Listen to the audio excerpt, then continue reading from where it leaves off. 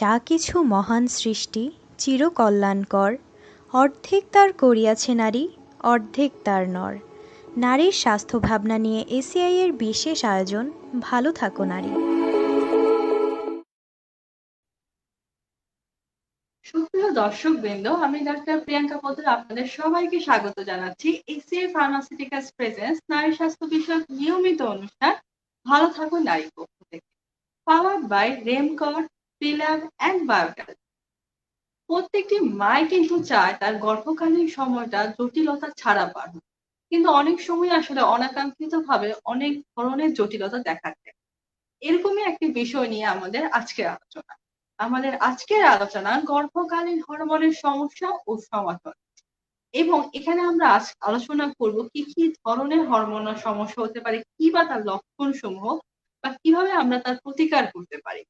তো প্রিয় দর্শক, আমাদের সাথে আজকে এই বিষয় নিয়ে কথা বলার জন্য সংযুক্ত আছেন অতিথি হিসাবে স্বনামধন্য ও দেশবরেণ্য চিকিৎসক অধ্যাপক সালেহা বেগম চৌধুরী, যিনি স্ত্রীরোগ ও প্রসূতি বিশেষজ্ঞ হিসাবে কর্মরত ছিলেন বঙ্গবন্ধু শেখ মুজিব মেডিকেল বিশ্ববিদ্যালয়, এবং সেক্রেটারি জেনারেল হিসাবে আছেন obstetric and gynaecological society of Bangladesh. আসসালামু আলাইকুম ম্যাডাম, আপনাকে স্বাগত জানাচ্ছি আমাদের আজকের অনুষ্ঠানে। কেমন আছেন? হ্যাঁ, হ্যাঁ, আছি, ভালো আছি। ওয়ালাইকুম আসসালাম। তুমি ভালো আছো তো? আশা জি করি ভালো আছো। প্রিয় আহ, দর্শক, আপনাদের যদি গর্ভকালীন হরমোনের সমস্যা কোনো ধরনের সমস্যা থেকে থাকে, তাহলে কিন্তু আপনারা বয়স সহ এবং এখন কয় মাসের প্রেগনেন্সি চলছে সেটা আমাদের লিখে পারেন। আমাদের লাইভ কমেন্ট সেকশনে কিন্তু আমরা চেষ্টা করব আপনাদের প্রশ্নগুলো নেওয়ার জন্য, এবং আমাদের সম্মানিত অতিথি চেষ্টা করবেন আপনাদের প্রশ্নগুলো সুন্দর ও সহজ সমাধান দেওয়ার। তো প্রিয় দর্শক, আমরা সময় ক্ষেপণ না করে চলে যাচ্ছি আমাদের আজকের মূল অনুষ্ঠানে, এবং আমরা দেখছি এসিআই ফার্মাসিউটিক্যালস প্রেজেন্টস গর্ভকালীন হরমোনের সমস্যা ও সমাধান। ম্যাডাম, যেহেতু আমাদের আজকের বিষয় গর্ভকালীন হরমোনের সমস্যা, তো প্রথমেই ম্যাডাম আপনার কাছে জানতে চাইবো, ম্যাডাম আপনার কাছে এই হরমোনের কি কি ধরনের সমস্যা নিয়ে ইউজুয়ালি পেশেন্ট গুলো আসে, সে ব্যাপারে কিছু বলতে। আজকের খুব আমাদের প্রসঙ্গটা অত্যন্ত গুরুত্বপূর্ণ। আসলে আমরা যেটা এন্ডোক্রাইন ডিসঅর্ডার বলি বা হরমোনজনিত সমস্যা প্রেগনেন্সিতে, সাধারণত দেখা যায় যে আমাদের প্রেগনেন্সির সাথে আমরা ১ নাম্বার পজিশনে যদি ধরি, যেটা সবচেয়ে কমন মানে হরমোনজনিত সমস্যা হয়, সেটা হলো ডায়াবেটিস, আরেকটা হলো থাইরয়েড ডিসঅর্ডার। তো এই ২ টা হরমোনজনিত সমস্যা বা এন্ডোক্রাইন ডিসঅর্ডার আমরা প্রেগনেন্সিতে দেখে থাকি, এবং এদেরকে আমাদেরকে ম্যানেজ করতে হয়। তো আমরা যেটা ডায়াবেটিসের কথা যদি বলি, সেটা কিন্তু তোমার আগে থেকেও ডায়াবেটিস থাকতে পারে পেশেন্টের। আগে থেকে ডায়াবেটিস আছে, সে তার প্রেগনেন্সি হলো। সেরকম সমস্যা নিয়েও আমাদের কাছে পেশেন্ট আসে, সেইভাবে সেরকম কেসও আসে। আবার দেখা যাচ্ছে যে তার আগে থেকে ডায়াবেটিস ছিল কিন্তু সে জানে না, কিন্তু আমাদের কাছে আসার পর প্রথম ধরা পড়লো, সেরকম হতে পারে। আবার এমনও হতে পারে যে তার আগে কোনো ডায়াবেটিস ছিল না, কিন্তু ফার্স্ট টাইম তার প্রেগনেন্সির সময় ডায়াবেটিস হলো। তো আমরা সেইটুকুলোকে বলি, যেটা প্রেগনেন্সির সময় প্রথম অনসেট হলো বা প্রথম শুরু হলো, সেটাকে আমরা জিডিএম বলি। আর আগে থেকে ডায়াবেটিস থাকলে তাকে আমরা নন ডায়াবেটিস পেশেন্ট বলি। আর পেশেন্ট যদি প্রথম ধরা পড়লো বা আমরা সবসময় আগে থেকে হতে ছিল কিন্তু ডায়াগনোজ ছিল না, তো সেটা আমরা অনেক সময় গ্লুকোজের লেভেল দেখে বুঝতে পারি, সেটাকে আমরা বলি যে প্রি এক্সিস্টিং ডায়াবেটিস ছিল তার। তো সেগুলো সাধারণত আমরা ডায়াবেটিস মানে টাইপ 2 বলি। তারপরে মানে ডায়াবেটিসের অনেক রকম প্রকারভেদ আছে, তবে আমাদের যেটা প্রেগনেন্সিতে যেটা বেশি ইম্পর্টেন্ট, আমরা জিডিএম হিসেবে বেশি পাই, অনেক বেশি পাই। তা আমাদের দেশে প্রায় এটা 7.5% মতো, মানে আরবান পপুলেশনের মধ্যে আর কি। তো এইটা কিন্তু জিডিএম এর আরও এটা পার্সেন্ট তোমার প্রিভিলেন্স বা হার বেড়ে যায় যদি আমরা এটা ক্রাইটেরিয়ার উপর নির্ভর করে। আমরা যে গ্লুকোজ ডায়াগনস্টিক ক্রাইটেরিয়া আছে, যে টেস্ট দিয়ে করি, সেটার কোন লেভেলের উপর ভিত্তি করে আমরা চলছি, সেটার উপরেও কিন্তু এটা আছে। তো ডব্লিউএইচও ক্রাইটেরিয়া ধরলে এটা কিন্তু আরও বেশি এটার প্রিভিলেন্স আমাদের দেশে। তা আমরা এই 2 ডিসঅর্ডারই সাধারণত পেয়ে থাকি। তবে 2 ডিসঅর্ডারের সাথে 2টাকেই আমাদের খুব গুরুত্ব দিয়ে দেখতে হয় এবং চিকিৎসা করতে হয়, কারণ এই 2টারই অনেক প্রভাব থাকে, মানে ক্ষতিকারক প্রভাব থাকে তোমার মায়ের উপরও থাকে, বাচ্চার উপরও থাকে। সেই জন্য আমরা জানতে চাই আর কি, আগে থেকে দেখতে চাই, বিশেষ করে যদি ডায়াবেটিস আগে থেকে ডায়াগনোজ করা থাকে এবং তারা যদি আমাদের কাছে আসে অথবা এন্ডোক্রাইনোলজিস্টের কাছে যায়, হরমোন বিশেষজ্ঞদের কাছে যায়, তবে তাদেরকে সবসময় আমরা চাই যে তারা ডায়াবেটিসটা কন্ট্রোল করেই তখন বাচ্চা নেবে, এটা আমরা সবসময় চাই। কারণ ডায়াবেটিসের যদি প্রথম দিকে প্রেগনেন্সির প্রথম দিকে যদি ডায়াবেটিস বেশি থাকে, মানে অনেক বেশি গ্লুকোজ থাকে, যেটাকে আমরা বলি হাইপারগ্লাইসেমিয়া, সেটা যদি বেশি হয় তাহলে কিন্তু বাচ্চার কনজেনিটাল অ্যাবনর্মালিটি হতে পারে। তো ওটা একটা হিমোগ্লোবিন A1C আছে, ওটার একটা লেভেল আছে 6.5 বলি যে তার নিচে থাকতে হবে বা ওরকম থাকতে হবে। এর বেশি হলে আবার 10 হয়ে গেলে কিন্তু তাদের কনজেনিটাল অ্যাবনর্মালিটি হওয়ার সম্ভাবনা অনেক বেশি থাকে। সেই জন্য সবসময় আমরা বলি যে আগে যদি ডায়াবেটিস থাকে তবে ডায়াবেটিস কন্ট্রোল করে তাকে বাচ্চা নিতে হবে। কারণ অনেক সময় শুধু কনজেনিটাল অ্যাবনর্মালিটি না, ডায়াবেটিস থাকলে বাচ্চা কিন্তু অ্যাবর্শনও হয়ে যেতে পারে। তারপরে যদি প্রেগনেন্সি আমরা কন্টিনিউ করি তা মায়ের অনেক রকম কমপ্লিকেশন হতে পারে, বাচ্চার অনেক রকম কমপ্লিকেশন হতে পারে। তো সেই জন্য আমরা প্রি প্রেগনেন্সি একটা কাউন্সিলিংয়ের কথা বলি। তো সেটা যদি ব্যবস্থা, যদি আমাদের দেশে সার্বিক অর্থে সবখানে প্রি প্রেগনেন্সি কাউন্সিলিংয়ের ব্যবস্থা নাই, তো ডায়াবেটিক পেশেন্টদেরকে আসলে ফলিক অ্যাসিড দিতে হয় আগে থেকে। তো প্রথম থেকে আগে থেকে জানা থাকলে কন্ট্রোল হয়ে আসলে, ওয়েল কন্ট্রোল ডায়াবেটিস নিয়ে আসলে আমাদের কাছে যদি প্রথমে আসো কাউন্সিলিংয়ে যান, তখন আমরা ফলিক অ্যাসিড দিই। কারণ ফলিক অ্যাসিডের অভাবও কিন্তু ওদের কনজেনিটাল অ্যাবনর্মালিটি হতে পারে। তো ওটা আমরা আগে থেকে দিয়ে থাকি। আর যদি আগে না আসে, প্রথম ফার্স্ট টাইম ধরা পড়ে, তখন আমরা তখনই সাথে সাথে ফলিক অ্যাসিডটা স্টার্ট করে দিই। তো আসলে ডায়াবেটিস তো একটা বিরাট সাবজেক্ট আসলে। তো আমার মনে হয় তুমি আমাকে কোন কোন এরিয়াতে প্রশ্ন করতে চাও সেটা করো, কারণ এটা এত ভাস্ট সাবজেক্ট, ডায়াবেটিস এবং থাইরয়েড ডিসঅর্ডার। আসলে এটা ঘন্টা 2-3 ঘন্টা আলোচনা করা যায়, স্কোপ আছে। তো তুমি যেভাবে প্রশ্ন করবো আমি সেভাবে আসলে অগ্রসর হবো আর কি, কারণ অনেক কিছু। জি ম্যাডাম, আসলে ডায়াবেটিস এবং হাইপোথাইরয়েডিজম একটা বিশাল ব্যাপার আমাদের জন্য, এবং আমরা অনেক ধরনের আসলে পেশেন্ট গুলো পেয়ে থাকি। তো ম্যাডাম, আমরা প্রথমে জানতে চাবো যে WHO কথা বলছিলেন, যে WHO ম্যাডাম একটা ভ্যালু ঠিক করে দিয়েছে যে এই ভ্যালুটা হলে আমরা তাকে বলতেছি ডায়াবেটিস অথবা বলতেছি জিডিএম। তো সেই ভ্যালুটা কত ম্যাডাম, আর টার্গেট লেভেলটাই কত, মানে পেশেন্ট কত চাইবে যে টার্গেট এটার মধ্যে থাকলে আমার পেশেন্টটা ভালো থাকবে, সেই ব্যাপারে কিছু বলবেন? ডায়াগনস্টিক ক্রাইটেরিয়া যেটা আছে সেটা হলো, আমরা বলি যে আমরা প্রেগনেন্ট পেশেন্ট আমাদের কাছে আসলে আমরা স্ক্রিনিং টেস্ট করি। যাদের বিশেষ করে রিস্ক গ্রুপ যারা, তাদেরকে আমরা সবসময় একটা বুকিং ভিজিটে স্ক্রিনিং টেস্ট করি। তো রিস্ক গ্রুপ হলো তারাই যাদের বয়স 35-এর উপরে, যাদের বিএমআই বেশি, ওয়েট বেশি, এবং যাদের দেখা যাচ্ছে যে ফ্যামিলি হিস্ট্রিতে ডায়াবেটিস আছে, মা বাবা কারো ডায়াবেটিস ছিল, অথবা যার আগের বাচ্চার সময় ডায়াবেটিস হয়েছিল সেও রিস্ক গ্রুপ, অথবা তার যদি আগের বাচ্চাটা মানে তার পেটের মধ্যে মারা গিয়ে থাকে, অথবা 2-3টা তার অ্যাবর্শনের হিস্ট্রি আছে, মিসক্যারেজের হিস্ট্রি আছে, তাদেরকে আমরা রিস্ক গ্রুপ করি।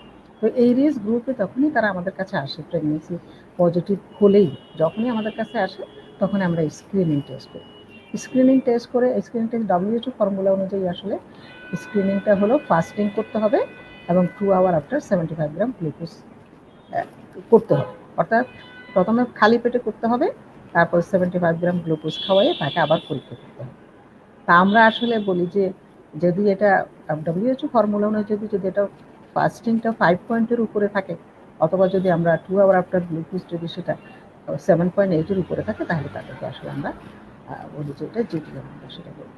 আর জিডিএম যদি দেখা যায় যে প্রথম থেকে তার গ্লুকোজ লেভেল অনেক বেশি, হয়তো বুকিং ভিজিটে দেখা গেল যে তার ডায়াবেটিস এবং তার অনেক বেশি আছে, তো সেই ক্ষেত্রে কিন্তু তাদেরকে আমাদেরকে ইনসুলিন, আমরা তখন আসলে পেশেন্ট যদি আগে থেকে কোনো ড্রাগ পেয়ে থাকে, অনেক সময় ম্যাটফর্মিন জাতীয় ড্রাগও তারা পায়, বা অন্যান্য ওরাল হাইপোগ্লাইসেমিয়া ড্রাগ যেটুকুলাকে বলি, সেগুলো যদি পেয়ে থাকে, সেগুলো আমরা সাধারণত ম্যাটফর্মিন হলে আমরা প্রথম 3 মাস পর্যন্ত এটা কন্টিনিউ করি, অন্যগুলো হলে সাধারণত আমরা বন্ধ করে দিই। এবং এটা বলা হয়ে থাকে যে যদি প্রেগনেন্সির প্রথমে যদি জিডিএম গ্লুকোজ লেভেল খুব বেশি না থাকে, তাহলে তাদের জন্য প্রথম চিকিৎসা হলো মানে লাইফস্টাইল চেঞ্জ, মডিফিকেশন। এটা হলো essential component of the treatment. Lifestyle modification মানে হলো যে তাদের যদি খুব বেশি না থাকে, 8-9 এরকম আছে, 10-এর নিচে আছে, তাহলে আমরা এদেরকে প্রথম আমাদের কাছে আসার পরে তাদেরকে আমরা লাইফস্টাইল মডিফিকেশনটা করতে বলি, এবং একটা নিউট্রিশনাল কাউন্সেলিং করা হয়। তো লাইফস্টাইল মডিফিকেশনের মধ্যে মেইনলি হলো তাদের হলো ফিজিক্যাল অ্যাক্টিভিটি।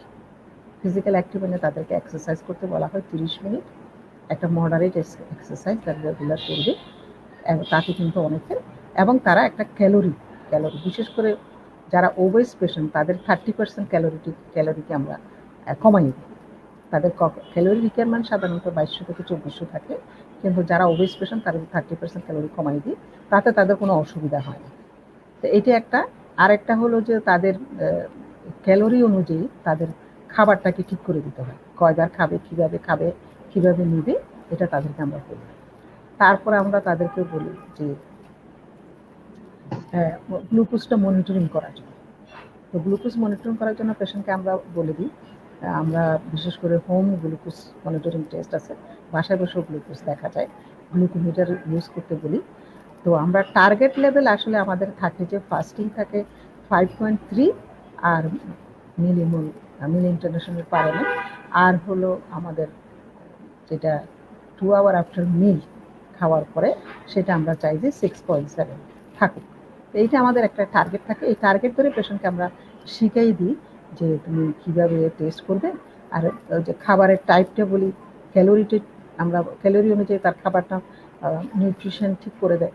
তারপরে তাকে সেলফ কেয়ার কীভাবে নেবে, মেডিকেশনটা কীভাবে নেবে, মনিটরিং কীভাবে করবে, এগুলো সব শিখে দেয় এবং তাকে রিপোর্ট করতে বলা হয়।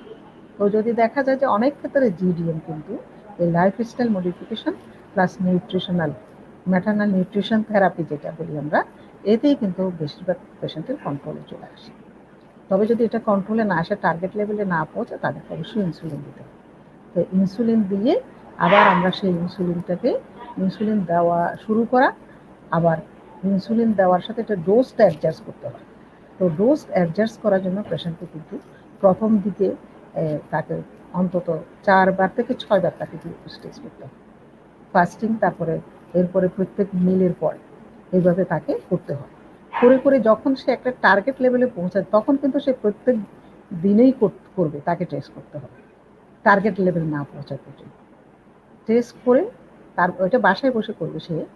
তারপরে যে সে টার্গেট লেভেলে পৌঁছে যাবে, তখন সে 3 দিন পর করতে পারে। এটাও যদি বেশ দেখা যায় যে স্ট্যাটিক আছে, মানে ওই লেভেলে থেকেই যাচ্ছে, তাহলে বোঝা যাচ্ছে যে তার ডায়েট, তার অন্য সব কিছু মোটামুটি ঠিক আছে, অপটিমাম আছে, তখন কিন্তু সে 7 দিন পরে ওটা টেস্ট করতে পারবে। কিন্তু রিপোর্টটা সে লিখে রাখবে এবং সে ডাক্তারের কাছে আসলে জানাবে। তো এই জন্য যে, কারণ ডায়াবেটিসের আসলে এটা ওয়েল কন্ট্রোল ডায়াবেটিস বলা হয়, ডায়াবেটিসকে সবসময় ওয়েল কন্ট্রোল করতে হয়। প্রথম দিকে তো বটেই, যখন যে আমরা বলি কনজেনিটাল অ্যানোমিয়ার সম্ভাবনা থাকে, এরপর আর প্রেগনেন্সিতে আরও কমপ্লিকেশন হয়, মায়ের কিছু ইনফেকশন হয়, ইউরিনেটেড ইনফেকশন হয়, স্কিন ইনফেকশন হতে পারে, তারপরে কতগুলো ফাঙ্গাল ইনফেকশন হয়, যেটা মাসিকের রাস্তায় অনেক সময় চুলকায়, এরকম হতে পারে। এর চাইতে বড় কথা হলো, সবচাইতে বড় হলো তাদের প্রিএক্লাম্পসিয়া হয়। প্রিএক্লাম্পসিয়াতে তাদের সম্ভাবনা অনেক বেশি, প্রায় 10 থেকে 30% পর্যন্ত বেড়ে যায়। একটা নর্মাল ওমেনের যা ডায়াবেটিস থাকে 10 থেকে 30% পর্যন্ত তাদের প্রিএক্লাম্পসিয়ার রিস্ক বেড়ে যায়, ঝুঁকিটা বেড়ে যায়। তারপরে তাদের ব্লাড প্রেশারও আসতে পারে, জেস্টেশনাল হাইপারটেনশন, এটাও হতে পারে। তাদের আগে ডেলিভারি হয়ে যায়। যাদের 24 সপ্তাহের আগেই ডায়াবেটিস ধরা পড়ছে, তাদের দেখা যায় যে মানে 10 টাইমস 10 টাইমস বেশি হলো প্রিমেচুর লেবার স্টার্ট হওয়া। তো সেটাও হতে পারে। আবার অ্যাব্রাপশীয় প্লাসেন্টা যেটা বলি, সেটাও হতে পারে। তাহলে এগুলো অনেকগুলো কমপ্লিকেশন আছে সেই জন্য। এবং সবচেয়ে আরেকটা হলো যে আনকন্ট্রোল ডায়াবেটিস যদি থাকে, তাহলে লাস্ট 4 উইকে বাচ্চা যে কোনো সময় মারা যেতে পারে, বিশেষ করে 36 উইকের পরে আনকন্ট্রোল থাকে। তো সেই জন্য আমাদের এদেরকে আসলে খুব, তারা বাসায় যেমন টেস্ট করবে, ডাক্তারকে রিপোর্ট করবে, তাদের খাওয়া দাওয়াটা নিয়মের মধ্যে খেতে হবে, তার ইনসুলিন এলে সেই ইনসুলিনটা ঠিক মতো নিতে হবে। এটাকে বলা হয় একটা, আমরা যেটা বলি কাউন্সিলিংটা হলো, অথবা পেশেন্ট এডুকেশন দিতে হয়, এটা ডাক্তার অথবা কোয়ালিফাইড নার্সরা দিতে পারে। আর নিউট্রিশনাল কাউন্সিলিংটা সাধারণত কোয়ালিফাইড নিউট্রিশনিস্ট দিয়ে থাকে। সেটাতে তাদের আসলে বিহেভিয়ার এবং অ্যাটিটিউডনাল চেঞ্জ, মানে কাউন্সিলিংটা এটা করার জন্য যে তার একটা আচরণগত সে পরিবর্তন আসবে, অথবা তার মনোভাবের একটা পরিবর্তন আসবে, যে দুটের সমন্বয়ে সে আমরা যা বলবো সেটা ফলো করবে এবং মনিটরিং করবে এবং তার গ্লুকোজ লেভেলটাকে ঠিক লেভেলে রাখবে। এটা হলো তার বিহেভিয়ারাল এবং অ্যাটিটিউডাল চেঞ্জ, যেটা বলি আর কি। এটা আমরা এডুকেশন, পেশেন্ট এডুকেশন বলি, আর ওদিকে নিউট্রিশনাল কাউন্সিলিং, এই দুইটা করে তাকে আমরা সাধারণত কন্ট্রোলে রাখি। তো রাখলেও কিন্তু তারপরেও দেখা যায় যে ডায়াবেটিস অনেক সময় আনএক্সপ্লেন বা ডেথ হয়, অর্থাৎ বাচ্চা হঠাৎ করে মারা যায়, যেটাগুলো অনেক সময় সবসময় এক্সপ্লেনই করা যায় না। তাহলে এই রিস্কগুলো আমাদের খুব থাকে, সেই জন্য ডায়াবেটিসকে আমাদের খুব ক্লোজ মনিটরিং করতে হয় এবং পেশেন্টকেও তার ফলো করতে হয়, ডাক্তারদের ইনস্ট্রাকশান, অ্যাডভাইস এগুলো করতে হয়, রিপোর্টটা ঠিক মতো রাখতে হয়। আবার একটু এদিক ওদিক হলে ডাক্তারের সাথে যোগাযোগ করতে হয়, ইনসুলিন লিমিটটা বাড়ানো লাগবে না কমানো লাগবে, কোনো ইনফেকশন হলে কিছু হলে সেটা জানাতে হয়। আবার বাচ্চাকে 32 সপ্তাহ পরে থেকে বাচ্চার সার্ভিলেন্স বলি, বাচ্চাদের সিটিজি আমরা যেটা বলি, নন স্ট্রেস টেস্ট, সেটা আমরা শুরু করে দিই। বাচ্চাটা মাকে বলি যে 28 সপ্তাহ পরে থেকে বলি যে বাচ্চার কাউন্টটা মানে মুভমেন্ট কাউন্ট করার জন্য 32 সপ্তাহ হলে সিটিজি স্টার্ট করে দিই। তারপর আমরা ওই যে এরপরও কিন্তু যদি দেখি যে তাদের কমপ্লিকেশন হচ্ছে, যে পানি বেড়ে যায়, বাচ্চার পানিটা বেড়ে যায়, পলিহাইড্রোমিয়াস হয়ে যায় অনেক সময়, অথবা বাচ্চা দেখা যায় তার প্রেগনেন্সি ডিউরেশনের চাইতে বড় হয়ে গেছে, ম্যাক্রোসোমিয়া বলি, এগুলোতে বাচ্চা হঠাৎ করে খারাপ হয়ে যেতে পারে। সেই জন্য আবার আমরা আলট্রাসাউন্ড করি, আলট্রাসাউন্ড করে আমরা যেগুলো বায়োফিজিক্যাল প্রোফাইল বলে বাচ্চার অনেকগুলো প্যারামিটার দেখে যে বাচ্চা ঠিক আছে কিনা। তো এইভাবে বাচ্চাকেও সার্ভিলেন্স করতে হয়, মায়ের প্রেশারটা দেখতে হয়, মায়ের আবার ইউরিন টেস্ট করতে হয় কোনো প্রিএক্লাম্পসিয়া হচ্ছে কিনা, আর ইনফেকশন থাকলে ইউরিনারি ট্র্যাক্ট ইনফেকশন থাকলে সেগুলো আমাদেরকে চিকিৎসা করতে হয়। আমাদের কাঙ্ক্ষিত একটা লক্ষ্য থাকে বাচ্চাটাকে আমরা যেন অ্যাটলিস্ট আমরা যেন 37 থেকে নিয়ে যেতে পারি। এরকম যদি ভালো ডায়াবেটিস কন্ট্রোল থাকে তাহলে দেখা যায় যে শেষের দিকে প্রায় ধরো 38 উইক্সে দিয়ে আমরা এগুলো সাধারণত ডেলিভারি করি। কিন্তু এই সময় আমাদের যথেষ্ট, যেহেতু আমরা বলেছি যে 36 উইক্সের পরে থেকে কিন্তু বাচ্চা যে কোনো সময় খারাপ হতে পারে, সেজন্য খুব ক্লোজ মনিটরিংয়ের মধ্যে রাখতে হবে। এবং তার ডেলিভারিটাও কিন্তু আমরা সিজার করবো না নর্মাল লেবার অ্যালাউ করবো, সেটাও আমাদের ডিসিশন নিতে হয় একটা ঠিক সময়, অপটিমাম টাইমে তাকে ডেলিভারি করানো এবং কোন রুটে ডেলিভারি করাবো সেটা ডিসিশন নেওয়া, বাচ্চা সুস্থ থাকতে বের করা, আবার বাচ্চা যেন প্রিমেচুর, কারণ এদের আবার আরেকটা বাচ্চাদের কিছু সমস্যা হয় তোমার, সেটা হলো আমরা যেটা বলি যে রেসপিরেটরি ডিস্ট্রেস, বাচ্চা নিঃশ্বাস নিতে ভালো করে পারে না, ডায়াবেটিস বেবিগুলো বেশি হয়, এই জন্য অনেক বাচ্চা কিন্তু খারাপ হয়ে যায়। আবার অনেক বাচ্চা অনেক বড় হয়ে যায়, যার জন্য তাদের ডেলিভারি নর্মাল ডেলিভারি অ্যালাউ করা যায় না, কারণ নর্মাল ডেলিভারি তাদের সাধারণত হয় না, বাচ্চা খারাপ হয়ে যেতে পারে। তারপর আরও ওই যে কতগুলো জিনিস, হাই গ্লুকোজ কমে যায়, ক্যালসিয়াম কমে যায়, এগুলো বাচ্চা হওয়ার পরে সেগুলো আমাদেরকে খেয়াল রাখতে হবে। তো মা এবং বাচ্চা দুজনেরও প্রেগনেন্সিতে যেমন ক্লোজ মনিটরিং লাগবে, আবার লাস্ট 4 উইক্স অনেক বেশি মনিটরিং লাগে, এবং ডেলিভারির সময় তাকে আরও মনিটরিং লাগে, ইনসুলিনের ডোজ অ্যাডজাস্ট করা লাগে। তারপরে হলো তাদের বাচ্চা হওয়ার পরে আবার ডেলিভারির পরে আবার গ্লুকোজটা দেখতে হয়। তার যদি দেখা যায় যে গ্লুকোজ লেভেল অনেকের নর্মাল হয়ে যায়, তো নর্মাল হয়ে গেলে তাদেরকে তার আমরা ইনসুলিন দিব না। আর যদি দেখা যাচ্ছে তাদের এখনও রয়ে গেছে, তাহলে আমরা মনে করবো তাদেরকে চিকিৎসাটা দিতে হবে। তো সেইভাবে আমরা যাই এবং 6 উইক্সে গিয়ে আমরা আবার তাকে আরেকটা স্ক্রিনিং টেস্ট করি। তো সেটাতে দেখি যে সে কি নর্মাল হয়ে আছে, নাকি তার ব্লাড গ্লুকোজ ইম্পেয়ার্ড হয়েছে, নাকি তার ডায়াবেটিসের মতোই হয়ে গেছে, অলমোস্ট ডায়াবেটিস হয়েছে, সেটার সময় আমরা একটা করি। তো ডায়াবেটিসের কথা বলতে গেলে আরও একটা ইম্পর্টেন্ট হলো যে 6 থেকে 12 সপ্তাহের মধ্যে তাকে তো একটা টেস্ট করতেই হবে। প্লাস হলো তারা কিন্তু প্রতি বছর আবার তাদেরকে আবার টেস্ট করতে হবে, কারণ গ্লুকোজ নর্মাল হয়ে গেলেও প্রতি ইয়ারলি করতে হবে। প্রত্যেক ইয়ারে প্রায় 10% রিস্ক থাকে, মানে পার ইয়ার রিস্ক হলো 10% ডেভেলপমেন্ট অফ ডায়াবেটিস এই পেশেন্টদের। তো সেইটাও তাদের পরের দিকে তারা আবার ডায়াবেটিস পরেও হতে পারে, আবার ডেলিভারির পরও কারো পারসিস করে যেতে পারে, আবার 6 উইক্সের পরেও প্রথম 5 বছরে তাদের নিজেদের ডায়াবেটিস হওয়ার ঝুঁকি অনেক থাকে।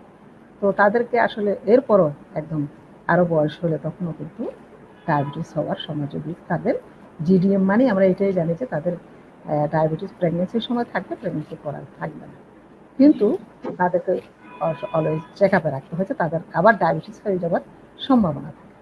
এই জন্য ডায়াবেটিসটা আমাদের মানে আমাদের সবারই এই ব্যাপারে জানা উচিত। বিশেষ করে 3টে জিনিস বলবো, একটা হলো প্রি প্রেগনেন্সি কাউন্সিলিং যাদের ডায়াবেটিস আছে, এবং যতদিন পর্যন্ত তাদের কন্ট্রোলে না আসবে ততদিন তারা বাচ্চা নেবে না, দরকার হলে তারা ওসিপি ব্যবহার করে, কন্ট্রাসেপটিভ পিল ব্যবহার করে। আর একটা হলো 3 মাস আগে থেকে তারা ফলিক অ্যাসিড খাবে, এই জন্য তাদেরকে ওই সময় ঠিক রাখতে হবে। আবার তাদের যদি কোনো কমপ্লিকেশন, অলরেডি ডায়াবেটিসের জন্য কমপ্লিকেশন হয়ে গেছে, সেটাও কিন্তু ডায়াগনোসিস আমাদের করে ফেলতে হবে। আবার আমাদের কাছে আসার সাথে সাথে তার হিমোগ্লোবিন A1C এবং গ্লুকোজ, এগুলো রুটিন টেস্ট তো করবোই, গ্লুকোজও করবো, আবার হিমোগ্লোবিন A1C করে দেখতে হবে যে তার কোনো কনজেনিটাল অ্যাবনর্মালিটি হওয়ার সম্ভাবনা আছে। আরও অনেক কথা আছে, তার মধ্যে হলো তোমার 11 থেকে 14 সপ্তাহের মধ্যে তাদেরকে একটা নুকাল টেস্ট করতে হয়, হাই রেজলিউশন একটা আল্ট্রাসাউন্ড করে নুকাল থিকনেস দেখতে হয়। সেটা বেশি থাকলেই তখন দেখা যায় যে তাদের বাচ্চাদের কার্ডিয়াক প্রবলেমও থাকতে পারে। আবার 18 থেকে 20 সপ্তাহের মধ্যে তাদের অ্যানোমালি স্ক্যান অবশ্যই করতে হবে। সেটা যদি নর্মাল থাকে তাহলে আবার আমরা তাদেরকে গ্রোথ স্ক্যান এসে 32 সপ্তাহে এসে করতে পারি। তো আমাদের এই বিষয়গুলো আমাদেরকে দেখতে হবে। আর যেটা স্ক্রিনিং টেস্ট বলছিলাম, এটা নতুন কথা বোধহয় আমাদের একটা জানা দরকার ডায়াবেটিসের ব্যাপারে। সেটা হলো আমরা যারা আবার রিস্ক গ্রুপ না, তাদেরকে কিন্তু আমরা 24 থেকে 28 সপ্তাহের মধ্যে করি। যারা রিস্ক গ্রুপ না তাদের স্ক্রিনিং টেস্টটা 24 থেকে 28 সপ্তাহ বর্তমানে এই মুহূর্তে আমাদের যেটা প্র্যাকটিস। রিস্ক গ্রুপ না তাদের 24 থেকে 28 সপ্তাহে স্ক্রিনিং টেস্টটা করি। সেটা যদি নর্মাল থাকে তাহলে আমরা 32 সপ্তাহে গিয়ে আবার করা উচিত। আর যদি সেটাও নর্মাল থাকে তাহলে 36 সপ্তাহে কথা, তাহলে তা বুঝে দেবে যে তার ডায়াবেটিস নাই। আমরা এইভাবে আমাদের স্ক্রিনিং টেস্টটা ওভাবে করতে হবে। আর যাদের প্রথমেই ধরা পড়লো স্ক্রিনিং টেস্টে, তাদের তো আমাদের এই চিকিৎসার ব্যবস্থা অবশ্যই করতে হবে। তা এখন নতুন যেটা একটা চিন্তা ভাবনা হচ্ছে, সেটা হলো ইউনিভার্সাল ডায়াবেটিস স্ক্রিনিং। সেটা হলো যে নন ফাস্টিং, অর্থাৎ যেটা পরের দিন সকালে পেশেন্টকে আসতে বললে খালি পেটে কি পরীক্ষা করবে, আবার গ্লুকোজ খেলে কেউ বমি করে ফেলে, তারা করতে পারে না, তখন পেশেন্ট আরেকবার করতে চায় না, আবার ডাক্তারের কাছে ঠিক মতো আসতে পারলো না, তাদের জন্য সমস্যা হয়। এটা এখন বিশেষ করে আমাদের পার্শ্ববর্তী দেশ ভারতে, ইন্ডিয়াতে হচ্ছে যে নন ফাস্টিং গ্লুকোজ টেস্ট। তো নন ফাস্টিং মানে সে যখনই আসলো তাকে আমরা 75 গ্রাম গ্লুকোজ খাওয়াই দিলাম, খাওয়াই দেওয়ার 1 ঘন্টা পরে ব্লাড গ্লুকোজ দেখলাম, যদি সেটা দেখি যে 7.8-এর উপরে, তখন আমরা ধরে নেব যে তার ডায়াবেটিস। তাহলে একই আমার কাছে দেখাতে আসলো, গ্লুকোজটা খাওয়াই দিলাম, সে 1 ঘন্টা পরে টেস্ট করলো, আমি ওকে বলে দিলাম যে না তোমার ডায়াবেটিস আছে কি নাই। কিন্তু আমি যদি তাকে বলি যে তুমি আসো খালি পেটে একবার করো, গ্লুকোজ খেয়ে আবার করো, তারপর আসলে অনেক সময় পেশেন্টরা করতে চায় না, দেরি করে, আবার অনেক সময় দেখা যায় যে গ্লুকোজ খাওয়ার পর বমি হয়ে যায়, তারা আবার করতে চায় না। তো এই জিনিসগুলোকে আমরা মানে কারেকশন করার জন্য, পেশেন্টের জন্য কনভেনিয়েন্ট হওয়ার জন্য, যে পেশেন্টের যে টেস্টটা করলে পেশেন্টের রোগও ধরা পড়বে, আবার পেশেন্টের জন্য সুবিধা হবে, ডাক্তারদের জন্য তাকে অ্যাডভাইস দেওয়া সুবিধা হবে, সেই জন্য বাইরের দেশে বিশেষ করে ভারত আমাদের ইউনিভার্সাল টেস্টিং, মানে সবাইকে টেস্ট করবে, যখনই আসবে সবাইকে টেস্ট করবে। সেই টেস্টটা হবে নন ফাস্টিং গ্লুকোজ চ্যালেঞ্জ টেস্ট। তো সেটা একটা চেষ্টা চলছে আমাদের দেশেও। আমরা ওজিএসবির পক্ষ থেকে আমরা এটা চাচ্ছি যে করব, কারণ আমাদের কাছে আসলে আমরা খুব ঝামেলায় পড়ে যাই। পেশেন্টকে বললাম গ্লুকোজ খেয়ে আসো, পরীক্ষা করে আসো, সে 1 মাস পরে আসলো, তখন হয়তো সময় চলে, পেশেন্টের জন্য সমস্যা। তা আমরা হয়তো ইউনিভার্সাল টেস্টিংটা আমরা ওজিএসবির পক্ষ থেকে চেষ্টা করছি। এটা নিয়ে একটা মানে আমরা বলবো যে সেটাকে অ্যাওয়ারনেস কিছু মিটিং করে, কনফারেন্স করে বা ডিসকাশন করে আমরা সবাইকে জানিয়ে দেব, মেম্বারদেরকে, প্লাস পেশেন্টদের জন্য আমরা এই জিনিসটা পেশেন্টের যেন জানতে পারে, সেইভাবে আমরা টিভিতে, যেমন আমি আজকে বলতেছি সেরকম টিভিতে আমরা যদি ইলেকট্রনিক মিডিয়াতে, অথবা যদি অনেক সময় সোশ্যাল মিডিয়া ইউজ করা যায়, আর প্রিন্টিং মিডিয়া ইউজ করে আমরা বলতে পারি, টেলিভিশনে এরকম বারবার যদি স্বাস্থ্য মানে নারীর স্বাস্থ্য নিয়ে আমরা যদি সবসময় কথা বলি, প্রসঙ্গে নিয়ে আসি, তাহলে সাধারণ মানুষ বুঝে যাবে, প্রত্যেকে বুঝে যাবে, তখন তার ডায়াবেটিস টেস্টটা করা উচিত, কীভাবে করা উচিত, যাওয়া উচিত। তো সেই দিক থেকে এটা একটা বড় ভালো পদক্ষেপ। কারণ আমরা সবসময় ভাবি যে অন্তত একজন মা তো সবসময় চাইবে তার একটা সুস্থ সন্তান হোক, এবং সে অনেকদিন কষ্ট করে স্বপ্ন দেখে তারপর একটা তার বাচ্চা হবে, সে বাচ্চা একটা সে তার অনেকগুলো স্বপ্ন থাকে, স্বপ্ন তো কোনো শেষ নেই নিজেদের সন্তানের। তো সেই জন্য আমরা চাই যে ডায়াবেটিস আগে ধরা পড়ুক এবং তার চিকিৎসাও এবং মা বাচ্চা দুজনেই সুস্থ থাকে। এটাই আসলে আমাদের মানে চাওয়া আর কি। আমাদের সবারই এটা একই চাওয়া, ডাক্তার, চিকিৎসক, নন চিকিৎসক, পেশেন্ট সবার। তো আমাকে ধন্যবাদ ম্যাডাম, আপনি ডায়াবেটিস সম্পর্কে এত সুন্দর করে বুঝিয়ে বললেন দর্শকদের যে কি চিকিৎসা পদ্ধতি হতে পারে, কখন বুঝবো যে আমাদের টার্গেটটা ক্রস করে যাচ্ছে বা আমাদের ডায়াবেটিসটা চিকিৎসা আমরা রয়েছে, বা কখন আমরা ইনসুলিন নিব। এত সুন্দর করে আসলে আপনি বলেছেন ম্যাডাম, আশা করি দর্শকের থেকে অনেক উপকৃত হয়েছে। ম্যাডাম আমি আরেকটা জিনিস জানতে চাইবো, যেহেতু আমাদের হরমোনের সমস্যার মধ্যে আরেকটা ব্যাপার রয়েছে হাইপোথাইরয়েডিজম নিয়ে। তো ম্যাডাম হাইপোথাইরয়েডিজম আমরা কখন আসলে বুঝতে পারবো যে একটা পেশেন্টের আসলে হাইপোথাইরয়েডিজম হয়েছে বা থাইরয়েডের সমস্যা দেখা দিচ্ছে, সেই ব্যাপারে যদি কিছু বলতেন ম্যাম। প্রেগনেন্সিতে যদি আমরা তো প্রেগনেন্সিতে ওই যে স্ক্রিনিং টেস্ট যেটা বললাম সেটা কিন্তু আমরা একটা টিএসএস সবারই করি, এটা স্ক্রিনিং টেস্ট। তো সেটা করে কিন্তু আমাদের যে পেশেন্ট যখন প্রথম আমাদের বুকিং ভিজিটে আসে তার ব্লাড গ্রুপটা যেমন করি, তার গ্লুকোজ লেভেলটা যেন ডায়াবেটিস যেমন এক্সক্লুড করি, কোন গ্রুপের সেটা দেখি, তারপরে যে বিডিআরএল টেস্টটা করি, তারপরে এইচবিএস জন্ডিসের টেস্টটা করি এবং সেই সাথে টিএসএসটা আমরা করে নিই।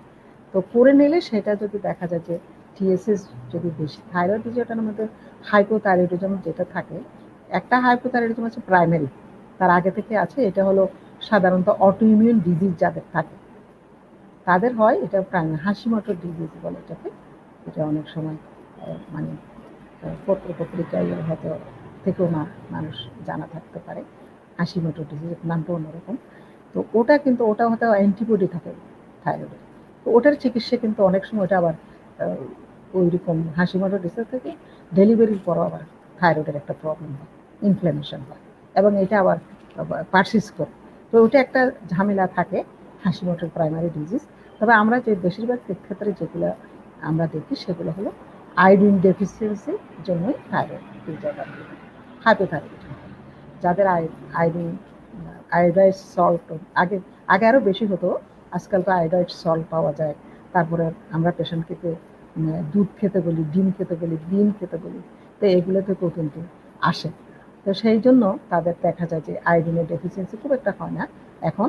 আর একটা হলো আগের থাইরয়েড, কারো থাইরয়েডের অপারেশন করা থাকলে তাদেরও কিন্তু হাইপোথাইরয়েডিজম হয়, অথবা কেউ থাইরয়েডের ডিজিজের জন্য যে রেডিও আয়োডিন আপনি ওইটার ট্রিটমেন্টটা করলে তাদেরও হাইপোথাইরয়েড হয়। তাহলে হাইপোথাইরয়েডিজম যাদের হয়, তো তারা যদি প্রেগনেন্ট হয়, তা আগে থেকে জানা থাকলে তো জানা থাকলেই তারা আগে থেকে প্ল্যান করবে, অর্থাৎ যার থাইরয়েডের ডিজিজ আগে থেকে জানা আছে সে যখন প্রেগনেন্সি নিতে চাইবে তখন অবশ্যই তাকে টিএসএস টেস্টটা আগে করে নিতে হবে। তখন সেটা 2.5-এর নিচে থাকতে হবে। আমাদের নর্মাল রেঞ্জটা হলো 0.5 থেকে 4.5। কিন্তু কোনো মায়ের যদি হাইপোথাইরয়েডিজম থাকে প্রেগনেন্ট হওয়ার আগে, তাকে অবশ্যই এটাকে 2.5-এর নিচে নিয়ে আসতে হবে চিকিৎসা করে, তারপরে সে বাচ্চা নেবে। কারণ এটা যদি হাইপোথাইরয়েডিজম যদি থাকে, অর্থাৎ থাইরক্সিন যে হরমোনগুলো থাইরয়েড গ্ল্যান্ড থেকে আসে সেগুলোর ঘাটতি যদি থাকে, তাহলে কিন্তু আগের মতোই অনেকটা ডায়াবেটিসের মতো এদের মিসক্যারেজের রিস্ক অনেক ঝুঁকি থাকে বেশি। তারপর তাদের প্রিমেচুর ডেলিভারির ঝুঁকি থাকে, তাদের ব্লাড প্রেশারের ঝুঁকি থাকে, তাদের যে প্রিএক্লাম্পসিয়া বললাম সেটারও ঝুঁকি থাকে। তারপরে তাদের বাচ্চার গ্রোথ কম হওয়ার ঝুঁকি থাকে। আরেকটা হলো অনেক সময় যদি একদম প্রথম দিক থেকে থাইরয়েডের সমস্যা থাকে, হরমোনের ঘাটতি থাকে, বাচ্চার কিন্তু আইকিউর কিছুটা ইন্টেলিজেন্সের সমস্যা হতে পারে। তো সেই জন্য এটা আসলে খুবই ইম্পর্ট্যান্ট। যদিও থাইরয়েড ডিজঅর্ডার সম্পর্কে, ডায়াবেটিস সম্পর্কে আমরা অনেক কথা বলি সবসময়, থাইরয়েডটাকে ওভাবে হয়তো অ্যাড্রেস করা হয়েছে, কিন্তু একদম সব প্রফেশনাল সোসাইটি থেকে এবং সব লেভেল থেকে, মানে সব রকমের থেকে কর্নার থেকে এটাকে অ্যাড্রেস করা দরকার। এই জন্য আজকে যেমন আমরা টেলিভিশনে বলছি, সেরকম বারবার এগুলো মানুষকে আসলে বলতে হবে। কারণ ওই যেটা বললাম, তা তো বাচ্চা নষ্ট হয়ে যেতে পারে, এবং অনেক সময় বাচ্চা ইনফার্টিলিটি হতে পারে ডায়াবেটিসের মতো। ডায়াবেটিসও কিন্তু অনেক লেভেল হাই থাকলে তাদের ইনফার্টিল বন্ধাত্ম হবে, রোগটা দেখাবে। আবার থাইরয়েডও ঠিক একই সময়, আবার এই মিসক্যারেজ হতে পারে, যেগুলো ডায়াবেটিসে বলছি এখানেও প্রায় সেরকম। তবে এখানে গ্রোথও কম হতে পারে বাচ্চার, আবার বাচ্চার আইকিউর সমস্যা হতে পারে। তো সেই জন্য আমরা যখনই প্রথমে প্রেগনেন্সিতে আসে আমরা দেখি যে এটা তার থাইরয়েড কম আছে, তখন কিন্তু আমরা প্রথমে আসলে প্রথম ধরা পড়লে তাদের একটু অনেক বেশি যদি মানে দেখা যায় যে থাইরয়েড হরমোনটা দেখা যাচ্ছে যে কম আছে, কিন্তু স্ক্রিনিং টেস্ট আমরা টিএসএসি করি, তবে FT4 একটা ওটাকে করলে ভালো। তাতে কিন্তু যখন দেখা যায় যে আমাদের এই যে FT4টার অনেক বেশি বা এরকম দেখা যাচ্ছে, টিএসএসটা কম, সেই ক্ষেত্রে কিন্তু আমরা অ্যান্টিবডি টাইটারটা করি। অ্যান্টিবডি টাইটারটা করলে যেটা বলে টিপি অ্যান্টিবডি, এই অ্যান্টিবডির জন্য কিন্তু রোগীদের চিকিৎসাটা একটু অন্যরকম, আরেকটু মানে আরও একটু স্ট্রাকচার্ড, আমি বলবো যে আরও একটা করার চিকিৎসা দরকার আর কি, মানে ইন্টিগ্রেটেড একটা চিকিৎসা আর কি একসাথে। সেটার জন্য তখন কিন্তু আমরা এন্ডোক্রাইনোলজিস্টের কাছে পাঠিয়ে দিই। তো অনেক সময় যে হাসি মোটর ডিজিজ থাকলে অ্যান্টিবডি থাকে, আর এমনিতে যদি শুধু হাইপোথাইরয়েডিজম হয়, কম হয়, তাদেরকে তারপরেও আমরা এন্ডোক্রাইনোলজিস্টের কাছে পাঠাই। তো এটার নিয়মটা হলো যে আমাদের একটা টার্গেট লেভেল আছে, তো তাদেরকে দেওয়া হয় থাইরক্সিন হরমোন দেওয়া হয়, যেটার ঘাটতি আছে সেটা তাদেরকে দেওয়া হয়। তো সেটা দিলে কিন্তু তাদের কিন্তু আমরা বলি যে 4 সপ্তাহ পর ফলো আপ করার জন্য থাইরয়েডের হরমোনটা টিএসএসটা, কারণ তাতে আমরা বুঝতে পারছি তার কন্ট্রোল হচ্ছে কিনা। তা আমাদের একটা টার্গেট লেভেল থাকে, সেটা প্রথম 3 মাসে হলো 0.1 থেকে 2.5 পর্যন্ত তার টিএসএস এর লেভেলটা এরকম নিচে রাখতে হবে, অর্থাৎ 2.5 এর নিচে তো রাখতেই হবে, তবে এটা রেঞ্জটা 0.1 থেকে 2.5 পর্যন্ত। সেইভাবে আমরা হরমোনটা দিব, এবং যদি সেটা টার্গেট লেভেলে না পৌঁছি তাহলে একটু বাড়াতে হবে, হরমোনটা বাড়াতে হবে। এরপরে হলো আমাদের অনেকগুলো প্রিপারেশন হয়েছে, থাইরক্স আছে, থাইরোট্রপিন, এরকম অনেক নামে এগুলো হরমোনগুলো পাওয়া যায়। আরেকটা হলো সেকেন্ড ট্রাইমেস্টারে এগুলো 0.2 থেকে আবার 3 পর্যন্ত এই লেভেলে তাকে রাখতে হবে। আমরা তো জানি যে নর্মাল নন প্রেগনেন্টের লেভেল হলো 0.5 থেকে 4.5 পর্যন্ত, কিন্তু প্রেগনেন্সির জন্য এটা আলাদা, অর্থাৎ ফার্স্ট ট্রাইমেস্টারে 2.5 এর নিচে থাকতে হবে, সেকেন্ড ট্রাইমেস্টারে সেটা 0.2 থেকে 3 নিচে থাকতে হবে, আবার থার্ড ট্রাইমেস্টারে 0.3 থেকে 3 নিচে থাকতে হবে। এই টার্গেটটা তাকে আমাদের পৌঁছতে হবে। সেটাতে যদি না পৌঁছে, তাহলে আমাদের কিন্তু আমাদের হরমোনের ডোজটা বাড়াই দিতে হবে। সেটা 25 মাইক্রোগ্রাম থেকে 50 মাইক্রোগ্রাম পর্যন্ত, 25 মাইক্রোগ্রাম করেও বাড়ানো যায়। তবে সেই সব ক্ষেত্রে যাদের কন্ট্রোল হচ্ছে না, তখন আমরা আসলে তাদেরকে এন্ডোক্রাইনোলজিস্টের কাছে পাঠিয়ে দিই। অ্যান্টিবডি টাইটার থাকলেও তা পাঠিয়ে দিই, আবার এটা যদি কন্ট্রোল না হয় তাও আমরা তাদের কাছে পাঠাই। এবং এটা আসলে জয়েন্টলি করতে হয়। চিকিৎসাটা ডায়াবেটিসের যেমন গাইনোকোলজি মানে অবস্টেট্রিশিয়ান, তারপরে হলো নিউট্রিশনিস্ট, এন্ডোক্রাইনোলজিস্ট, তারপরে আমাদের নিউনেটোলজিস্ট, সবাই একসাথে মিলে চিকিৎসা করি। এখানেও কিন্তু থাইরয়েডে আমাদের এন্ডোক্রাইনোলজিস্টের সাথে আমাদের একসাথে চিকিৎসা করতে হবে এবং নিউনেটোলজিস্টও নিতে হবে। তো সেইভাবে আমরা চিকিৎসাটা করে থাকি, কারণ এদের এই যেটা বললাম যে তাদের এইসব প্রবলেম হতে পারে। তো আবার বাচ্চা জন্মের পরেও কিন্তু দেখা যায় যে অনেক সময় কনজেনিটাল হাইপোথাইরয়েডিজম হতে পারে। সেই জন্য তাদেরকে আমরা বাচ্চারও একটা টেস্ট করি, 5 দিনের থেকে করা যায়, 5 থেকে 7 দিনের মধ্যে আমরা এই টেস্টটা করে আমরা এক্সক্লুড করে দিই যে বাচ্চার এটা আছে। তো যেহেতু বাচ্চার যদি হাইপোথাইরয়েডিজম থাকে, তাদের কিন্তু আবার একইভাবে তাদের নিউরোলজিক্যাল অথবা ব্রেইনের কিছু ডেভেলপমেন্টাল সমস্যা হতে পারে।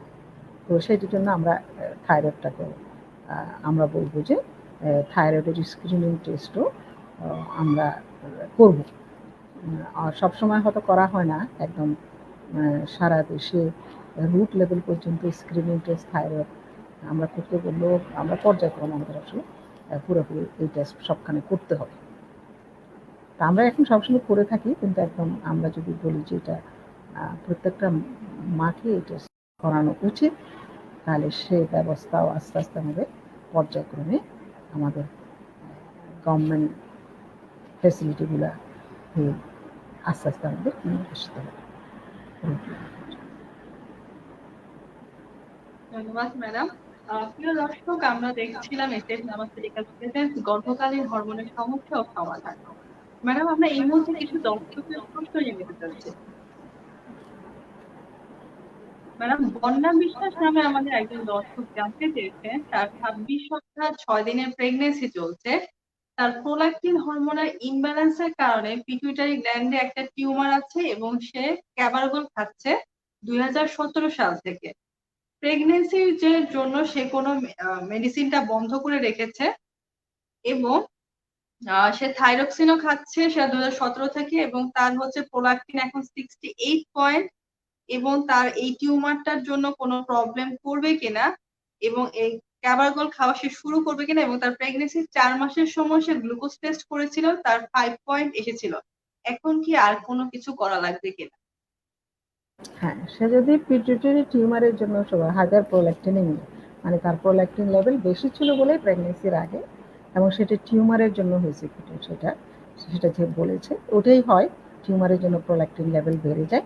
তো প্রোল্যাক্টিন লেভেল বেড়ে গেলে আমরা তো তাকে ক্যাবারগল দিয়ে ট্রিটমেন্ট করি, কিন্তু প্রেগনেন্সি আসার সাথে সাথে আমরা আসলে বন্ধ করে দিই। এখন তার যে হাইপার প্রোল্যাক্টিন বডিতে কিন্তু প্রেগনেন্সির জন্য ওর টিউমার থাকুক না থাকুক, তাতে কিন্তু প্রেগনেন্সির সময় প্রোল্যাক্টিন লেভেল অনেক বেড়ে যায়। এটা একটা প্রিপারেশন যে মায়ের মিল্ক প্রোডাকশানের জন্য যে প্রোল্যাক্টিন লেভেল বেড়ে যায়, সেটা আস্তে আস্তে একটা প্রিপারেশন, তাকে ইস্ট্রোজেন প্রোজেস্টেরন এর হরমোন তো বাড়ে, প্রেগনেন্সিতে প্রোল্যাক্টিন লেভেল এমনিতেও বেড়ে যায়। তো সেটা বাচ্চার জন্য আসলে বেশি কিছু ক্ষতি করে না। প্রোল্যাক্টিন লেভেল বেড়ে যায় বলে ক্ষতি করে না, কারণ প্রোল্যাক্টিন লেভেল প্রেগনেন্সিতে স্বাভাবিক, প্রেগনেন্সি যার কোনো টিউমার নাই, কিছু নাই, তারও কিন্তু প্রোল্যাক্টিন লেভেল অনেক বেড়ে যায়। এবং সেটা একসময় ডেলিভারির পরপর যখন হরমোন, ওই প্রেগনেন্সি হরমোনগুলো ইস্ট্রোজেন প্রোজেস্টেরনের কম হয়ে যায়, তখন প্রোল্যাক্টিন কাজ করতে থাকে, এবং যার জন্য ব্রেস্টে মিল্ক আসে। সেটা একটা প্রিপারেশন, ন্যাচারাল প্রিপারেশন। সুতরাং প্রোল্যাক্টিনের জন্য তার অসুবিধা হবে না। তবে টিউমার যদি কোনো কারণে বড় হয়ে যায় এই সময়, কারো কারো হতে পারে, কারো কারো না হতে পারে, অনেক বেশিরভাগ ক্ষেত্রে হয়তো হবে না, তখন কিন্তু তাদের এই টিউমারটার জন্যই তাদের কিছু মানে চোখের সমস্যা হতে পারে, চোখের একটা ভালো সমস্যা হতে পারে। সেই জন্য তাদেরকে অবশ্যই তারা নিশ্চয়, পেশেন্ট নিশ্চয়ই কারো থেকে চিকিৎসাতেই আছে, কাউকে দেখিয়েছে যে এটাতে আমরা একটু মাইক্রোএডিনোমা বলি, যেটা টিউমার থাকে, সেটা আসলে সেরকম একটা ফল হবে তার থাকা উচিত। যদি সেরকম চোখে দেখতে অসুবিধা হচ্ছে, চোখের পাতা কোনো রকম নিচের দিকে নেমে যাচ্ছে, এরকম যদি সমস্যা হয়, তাকে অবশ্যই দেখাতে হবে, ডাক্তারের সাহায্য নিতে হবে। সেক্ষেত্রে আমরা অনেক ক্ষেত্রে এটা অবশ্য পেশেন্টের জন্য সবসময় অনেক কথা আমরা পেশেন্টকে বলি না, এই জন্য বলি না যে পেশেন্ট অনেক সময় ভয় পেতে পারে। তবে আমি যেটা বলবো, মাইক্রোএডেনোমা টিউমার যদি থাকে, এইসব ক্ষেত্রে যদি এরকম কখনো সেরকম প্রবলেম হয়, তাহলে বাচ্চাটাকে আমরা ম্যাচুরিটি লেভেল পর্যন্ত পৌঁছে আমরা ডেলিভারি করাই। তাদের আমরা সার্জনদের সাথে কথা বলি, নিউরো সার্জনদের সাথে, তারা যদি মতামত দেয় যে হ্যাঁ এই টিউমারটা এখন অপারেশন করে ফেলতে হবে, না হলে মায়ের চোখের উপর, ব্রেনের উপর একটা সমস্যা হবে, তখন আমরা প্রেগনেন্সিটাকে একটা নির্দিষ্ট লেভেল পর্যন্ত নিয়ে গিয়ে যাতে বাচ্চাটা সুস্থ থাকে সেরকম করে ডেলিভারি করাই, তারপরে আমরা নিউরো সার্জনের কাছে রেফার করে দিই আবার। তো অনেক সময় দেখা যায় যে আমার নিজেরও এরকম একটা এক্সপিরিয়েন্স আছে, যে এরকম একটা পিটুইটারিতে মাইক্রোএডেনোমা ছিল, পরে দেখা গেল যে সেটা প্রায় 34 উইকসে গিয়ে তার ব্রেনের, তার চোখের সমস্যা হতে থাকলো, এবং তার টিউমারের একটা প্রেশার ছিল। তখন ওরা আমাদের কাছে পাঠালো এটা, যে প্রেগনেন্সি টার্মিনেট করে দেওয়ার জন্য। তখন আমরা বললাম যে না, প্রেগনেন্সির কোনো ম্যাচুরিটি আসে নাই, যদি আমরা কনজারভেটিভ ট্রিটমেন্ট করে আরও 2 সপ্তাহ নিতে পারি তাহলে আমাদের জন্য সুবিধা।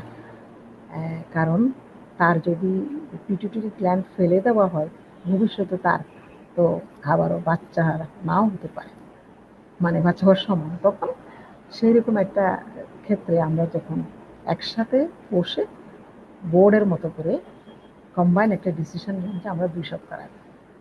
তো ফর্চুনেটলি বলবো, এটা মানে আল্লাহরই একটা রহমত, দেখা গেল ডেলিভারি করালাম এবং ও আস্তে আস্তে ওর চোখের সমস্যা আস্তে আস্তে কমে যেতে থাকলো এবং সে তার টিউমারটা আস্তে আস্তে ছোট হয়ে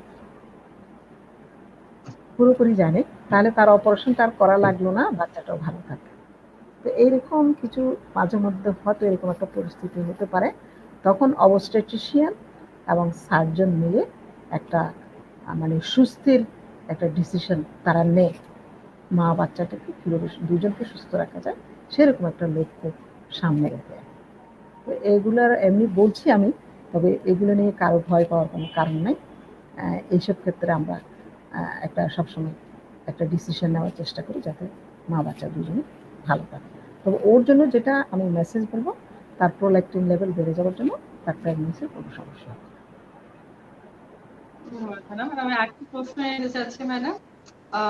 সেলিনা পলি নামে আমাদের একজন দর্শক জানতে চেয়েছেন, তিনি 2 মাসের প্রেগনেন্ট, কিন্তু তার টিএসএস টেস্টে লেভেল আসছে 0.15। উনি জানতে চাচ্ছেন ওনাকে আর কোনো টেস্ট করানোর দরকার আছে কিনা, তার বাচ্চার কোনো প্রবলেম হবে কত কিসের লেভেলটা বলো আবার একটু? 0.15 মাত্র। কি থাইরয়েড? জি ম্যাডাম। TSS level 0.15। আচ্ছা, যাই হোক, মানে পয়েন্ট 0.15। আমরা তো আসলে ওর হলো কত মাসের প্রেগনেন্সি?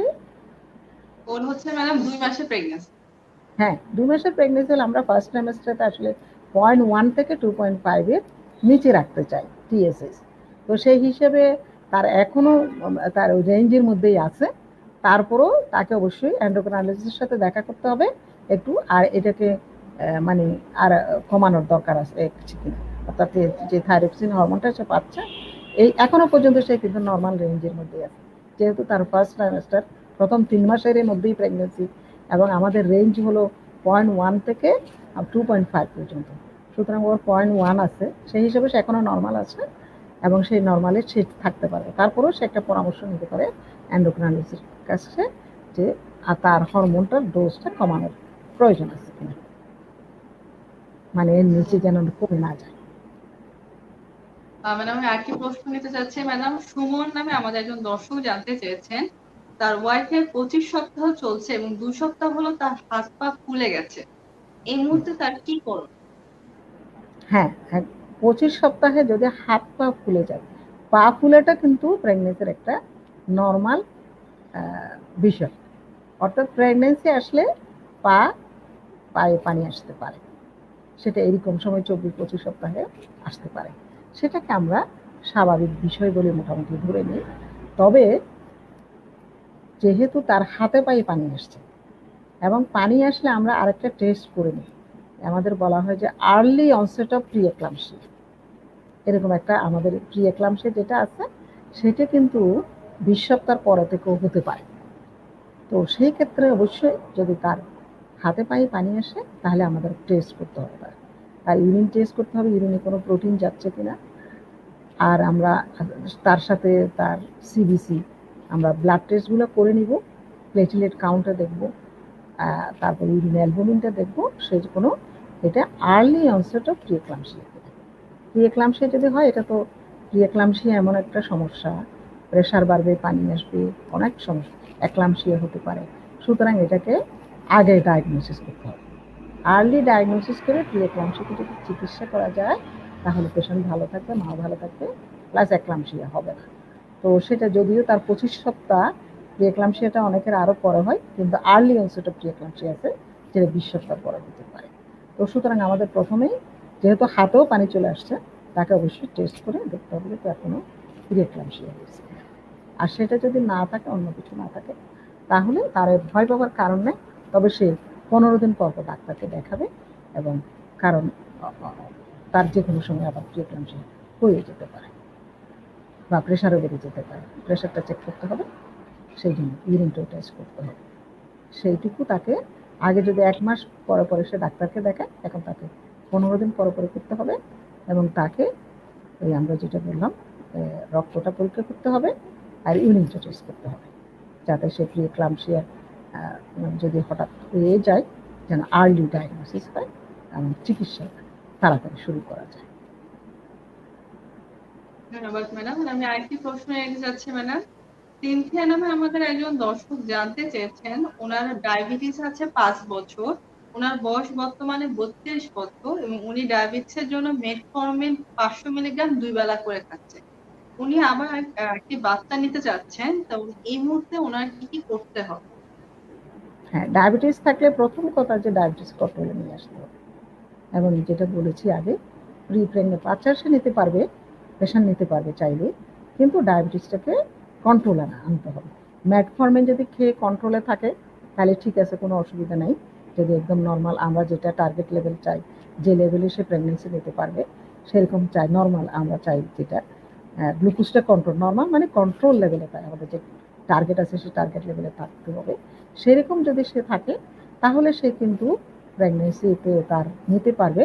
এবং প্রেগনেন্সি আসলে ম্যাটফর্মিনের যেটা বলা হয়, ম্যাটফর্মিন আজকাল বলা হয় যে প্রথম 3 মাস পর্যন্ত, বাচ্চা পেটে আসার পরেও 3 মাস পর্যন্ত এটা নেওয়া যাবে, অসুবিধা নেই। 3 মাসের পরে এখন বন্ধ করতে হবে।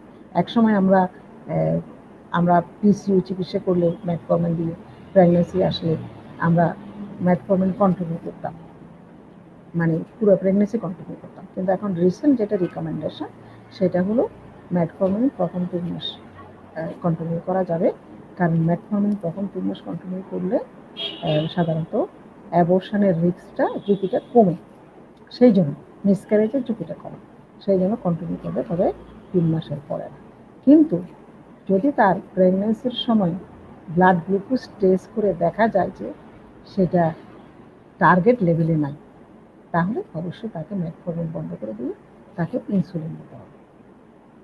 আমরা ব্লাড গ্লুকোজের লেভেলের একটা, আমরা জানি কখন ইনসুলিন শুরু করতে হবে, এগুলো আমাদের কতগুলো আছে, বিষয় আছে।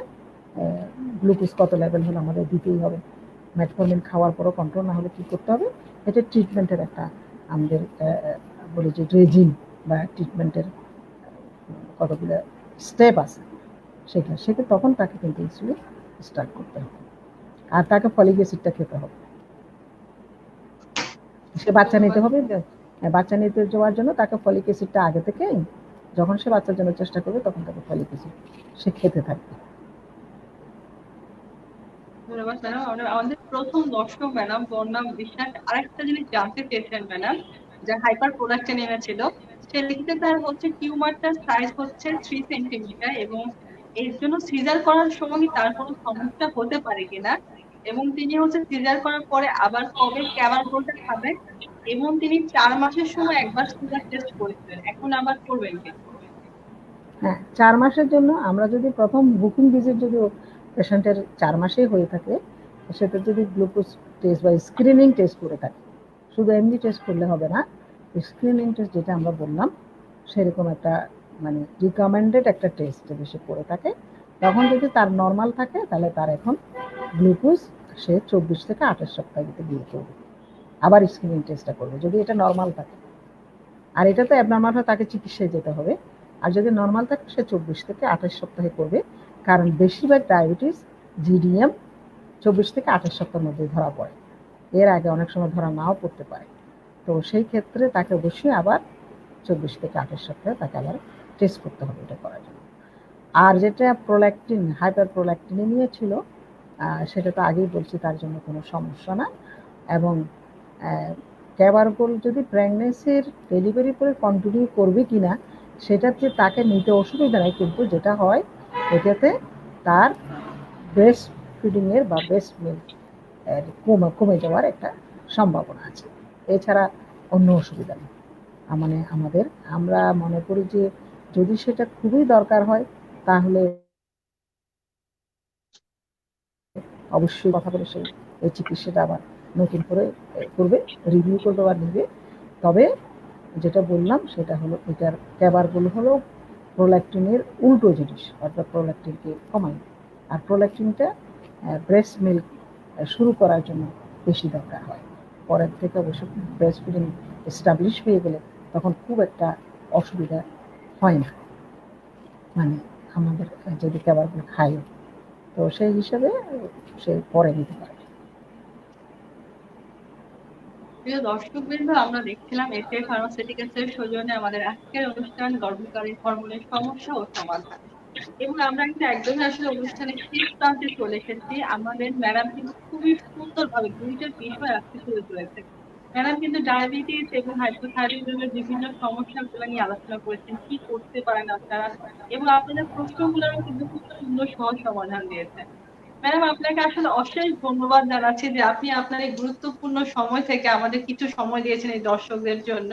তো ম্যাডাম, শেষে জানতে চাইবো ম্যাডাম, এই করোনা প্যান্ডেমিক সময় আসলে আমরা দর্শকদের এই ধরনের যারা হাই রিস্ক প্রেগনেন্সি আছে তাদের উদ্দেশ্যে আমরা কি বলতে পারি বা তাদের করণীয়টা কি, কি ব্যাপারে কিছু বলতে? করোনার সময় আমরা যেটা বলেছি, আমরা গর্ভকালীন সময় 8টা চেক আপ করি। 8টা চেক আপ করাটা উচিত আর কি, আরও বেশি চেক আপও হতে পারে, তবে 8বার ডাক্তারের কাছে আসা উচিত। তো সেই ক্ষেত্রে আমরা কিছু চেক আপগুলো আমরা কিন্তু টেলিমেডিসিনের মাধ্যমে করতে বলেছি। যেখানে লকডাউন, এখন তো অবশ্য আমাদের দেশে লকডাউন নাই, তবে লকডাউন যদি কোনো এরিয়া থাকে যেখানে রুগী বের হতে পারছে না, সেই সব ক্ষেত্রে তারা টেলিমেডিসিনের সাহায্যে ডাক্তারদের সাথে যোগাযোগ করবে। আমরা তো অবস্ট্রেটিক্যাল অ্যান্ড গাইনোকোলজিক্যাল সোসাইটির পক্ষ থেকে 160 জনের গাইনোকোলজিস্টের টেলিফোন নাম্বার আমরা ফেসবুকে দিয়ে দিয়েছিলাম, যাতে পেশেন্টরা তাদের প্রয়োজনে আমাদের পরামর্শ নিতে পারে। আমরা টেলিমেডিসিনের সাহায্যে অনেকজন চিকিৎসা দিয়েছি, তবে ইমার্জেন্সি হলে তাকে অবশ্যই হাসপাতালে যেতে হবে এবং 4টা চেক আপ আমাদের ডাক্তারের কাছে আসতেই হবে। তা আমাদের ডাক্তাররা প্রথম অনেকদিন প্র্যাকটিস, বিশেষ করে যারা একটু বয়স বেশি রিস্ক গ্রুপ, তারা অনেক সময় প্র্যাকটিসটা ইয়েতে করে না, ফেস টু ফেস প্র্যাকটিসটা করে নাই। তো সেই ক্ষেত্রে পেশেন্টদের কিছু অসুবিধা হয়েছে, কিন্তু আমরা টেলিমেডিসিনের মাধ্যমে তাদেরকে আমরা অ্যাডভাইস বলো, ইনস্ট্রাকশন বলো, অথবা কারো যদি সমস্যা হচ্ছে, ব্লিডিং হচ্ছে, কিছু হচ্ছে, তাদেরকে আমরা দেখিয়ে দিয়েছি কোথায় যেতে হবে। আবার ডাক্তারদের সাথেও অনেক সময় আমরা যোগাযোগ করে দিয়েছি, কারণ সরকারি হাসপাতালগুলোতে সবসময় চিকিৎসা দিয়েই গেছে। অনেকে প্রাইভেট চেম্বারে কিছু প্র্যাকটিস বন্ধ ছিল বা এখন আস্তে আস্তে আবার খুলে যাচ্ছে, কিন্তু হাসপাতাল এবং ফেসিলিটিগুলো সবসময় সার্ভিস দিয়ে গেছে, সুতরাং ওখানে আমরা তাদেরকে যেতে বলেছি। আর যেগুলো টেলিফোনের মাধ্যমে সমাধান করা যায়, সে আমরা টেলিমেডিসিনের মাধ্যমে তাদেরকে সাহায্য করেছি। আমরা প্রায় ওজিএফির পক্ষ থেকে মানে 3,40,000 মতো রোগীকে টেলিমেডিসিন দিয়েছি, তো সারা দেশে এই মানে গত 5 মাসে। তো সেই হিসাবে চিকিৎসা অসুবিধা ছিল না। এখন ফেস টু ফেসগুলো আবার শুরু হয়েছে, অনেকে কিন্তু প্র্যাকটিস আবার শুরু করে দিয়েছে। তবে এটাও ঠিক যে ভবিষ্যতে যদি আবার করোনা আসে, যে সেকেন্ড ওয়েভ আসার কথা বলতেছে, শীতকালে বেড়ে যাবে বলছে, তখন পেশেন্টদেরকে আবার কখনো লকডাউনে চলে যেতে হতে পারে, ডাক্তারদেরও প্রাইভেট চেম্বার বন্ধ করা লাগতে পারে, কারণ সেটা কিন্তু হাসপাতালে খোলা থাকবে সবসময়, সুতরাং অসুবিধা হবে না। আবার টেলিমেডিসিনও চালু থাকবে, আমরা দরকার হলে আবার শুরু করে দেব। আগে যেভাবে 20-25টা রোগীকে টেলিফোন আমরা রিসিভ করতাম, সেই হিসাবে আমরা তখন আবার শুরু করব। সুতরাং আমরা আশা করি অসুবিধা হবে না। আর ডেলিভারি হাসপাতালে গিয়ে করাতে হবে, কাছাকাছি যেখানে আছে সেটা চেষ্টা করতে হবে। ধন্যবাদ ম্যাডাম, এবং ধন্যবাদ আসলে ওজিএসবি কেও, যে ওজিএসবি আমাদের আসলে নারী স্বাস্থ্যের জন্য অনেক কিছু করে যাচ্ছে, অনেক অবদান রাখছে। এবং ম্যাডামরা কিন্তু প্রতিদিনই নতুন নতুন ব্যাপারে চিন্তা করছেন যে কিভাবে আমরা টেলিমেডিসিন সার্ভিসটাকে ভালো করতে পারি, কিভাবে আমরা রোগীদেরকে আরো ভালো সার্ভিস দিতে পারি। তো আশা করি আমরা এই জিনিসটা আরো পাবো ম্যাডামদের কাছ থেকে। তো প্রিয় দর্শক, আপনারা যারা এতক্ষণ আমাদের সাথে ছিলেন তাদেরকে অশেষ ধন্যবাদ, এবং ম্যাডামকেও অশেষ ধন্যবাদ যে ম্যাডাম এত সুন্দর করে আমাদের সাথে দুইটি বিষয় আলোচনা করেছেন। আশা করি আপনারা এখান থেকে অনেকটাই উপকৃত হবেন। তো প্রিয় দর্শক, আপনারা আশা করি আমাদের সাথে পরবর্তীতেও থাকবেন, কারণ এসিএল ফার্মাসিউটিক্যালস আপনাদের জন্য আসলে অনেক কিছু করছে। আপনাদেরকে যাতে ঘরে একদম প্রান্তে হচ্ছে আপনাদেরকে সেবাটা পৌঁছে দেওয়া যায়, তার চেষ্টা আমরা করে যাচ্ছি। তো প্রিয় দর্শক, আপনারা সবাই ভালো থাকুন, সুস্থ থাকুন এবং আমাদের সাথেই থাকুন। আশা করি নতুন আগামী শনিবারে আবার দেখা হবে অন্য কোনো একটি বিষয় নিয়ে আপনাদের কাছে। শুভরাত্রি।